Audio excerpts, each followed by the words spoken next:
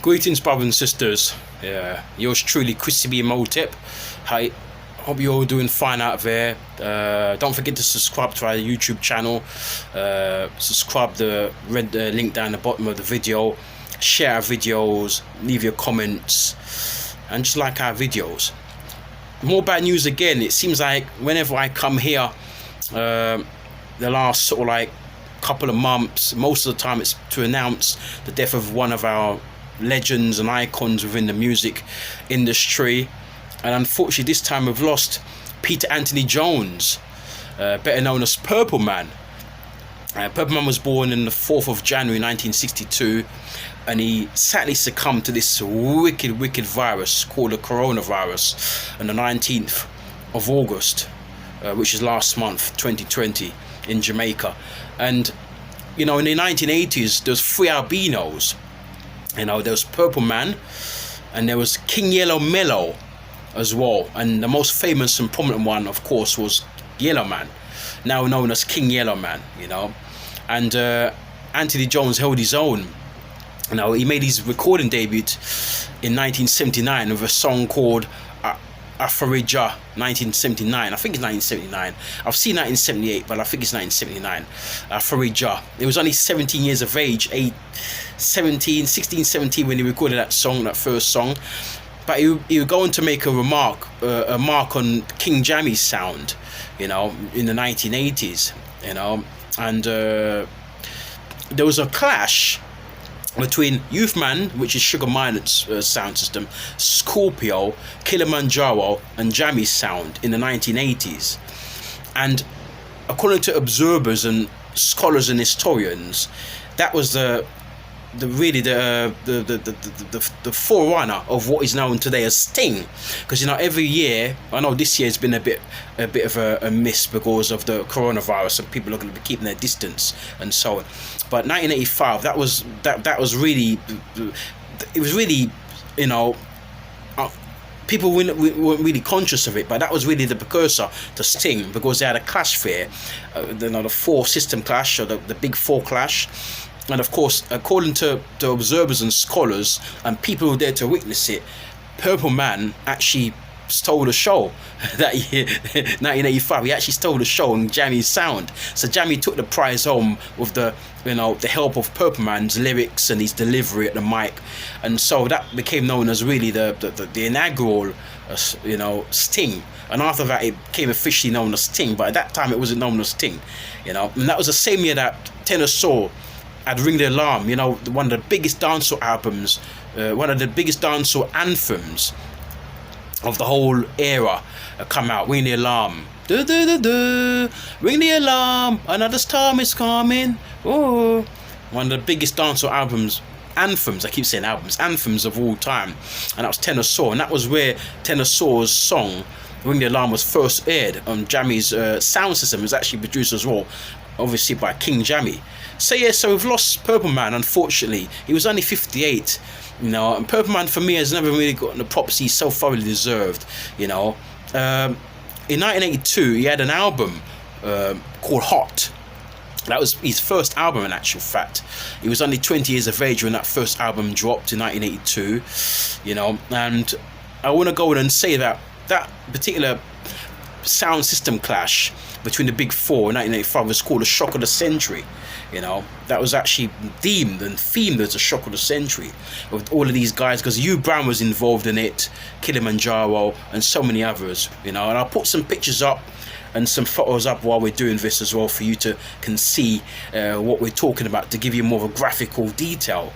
You know, there was also a great album for Yellow, for Purple, and Nancy.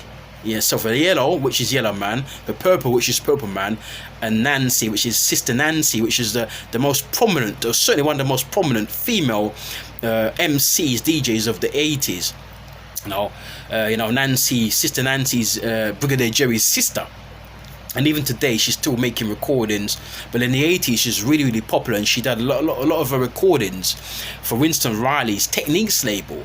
You know, songs like Bam Bam, which was a big hit for her in 1982, and so many other songs. She also recorded for Joe Gibbs as well, when Joe Gibbs was just kind of like coming to the end of his production line, and she recorded for some songs for you know, for the great Joe Gibbs, you know.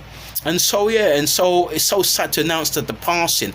As I said, it really hurts, because every time I come here, I want to come here and give a great, you know, video about the history of the music and some ins and outs. But every time I come here, it's always to renounce the death of one of our legends, and it's so hard.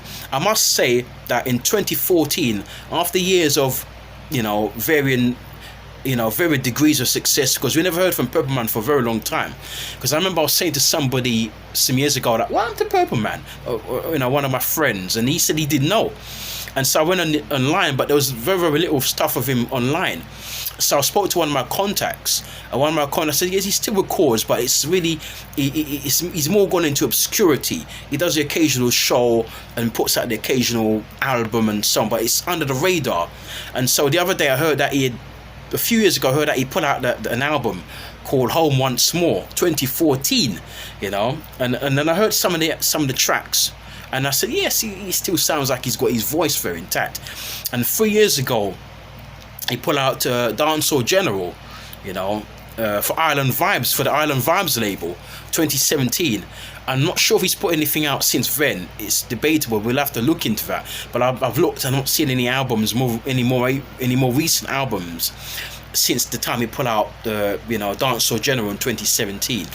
But anyway, it's going to be a big loss. I saw something on the internet the other day where his great friend, of course, fellow albino King Yellowman, the icon himself, has donated and has contributed to his burial and so on, and done some tributes for him, and which is very, very good, because that's a big thing coming from King Yellowman, an icon, and of course a fellow albino. You know what it's like to be an albino in an industry like that, where you get shunned, because I've read many things about Yellowman, and it wasn't easy for those guys. They got shunned, they got ridiculed, they got abused and used, and because of, you know, of their being, because of them being an albino looked down upon and frowned upon and scorned, you know, like the Rastas back in the 50s and the 60s, you know. So it wasn't an easy thing for them, you know. And I would have thought that Purpleman, I would love to see more interviews about Purpleman and more things written about him, but we'll have to probably dig deep, speak to some family members of his,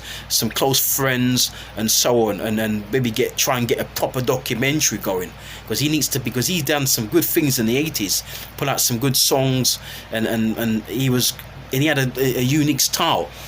And he didn't sound like Yellowman. He had more of a, for me, he sounded a bit more like I don't know, a bit like Papa Toyin, you know. Yeah, you know the man who sing When the Rest Was Won. Papa Toyin. When I listen to Purpleman, he sounds a little bit like that really, really tough voice, like he coming from that tradition of Papa Toyin, Rankin Toyin. Some say Papa Toyin, some say Rankin Toyin, but for me, Purpleman, when I listen to Purpleman, he sounds a bit like Rankin Toyin, Papa Toyin. Yellowman had his own distinctive tone. You know, he's easily identifiable, and you could tell it's Yellowman, but Purpleman sounded totally different from Yellowman. They look the same, but they sound different. But they were good friends as well. So once again, we just say, you know, condolences and love going out to all of the Purpleman family, you know, and we say, all we can say is R.I.P., you know, and much love, Peter Anthony Jones. So I say love going out to the Jones family at this sad time. And I was supposed to post this video some weeks ago, but I was so busy with projects, and I said, I'm going to do Purpleman, I'm going to do Purpleman, I'm going to do Purpleman. And I said, yes, this day now we've got to do it.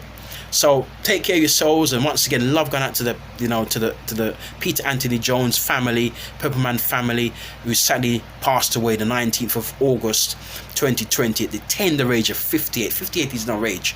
He could have lived for another 20, 30 years. But anyway, take care. Don't forget to subscribe. Peace out. Love. Honor.